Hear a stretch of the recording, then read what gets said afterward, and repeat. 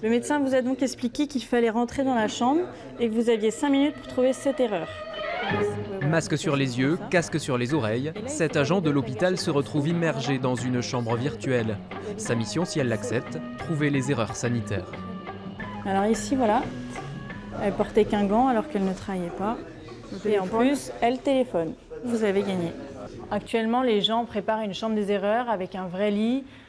C'est tout un concept assez coûteux. Et nous, du coup, on propose cette formation en réalité virtuelle et on pourra varier les scénarios. C'est quand même plus facile de varier en réalité virtuelle que du coup de changer le lit de place ou autre chose.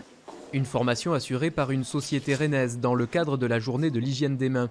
Pas forcément plus chère qu'une formation classique, elle présente l'avantage de raviver la curiosité du personnel qui y participe.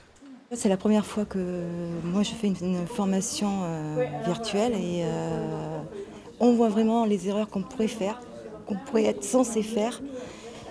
Et c'est vraiment sensationnel, quoi. Les élèves infirmiers ont dès la première année des cours concernant l'hygiène hospitalière et l'hygiène des mains.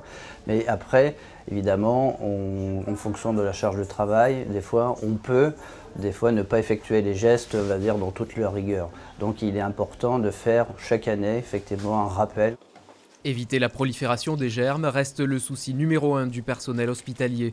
Des soignants qui se désinfectent généralement les mains entre 15 et 20 fois en une seule journée de travail.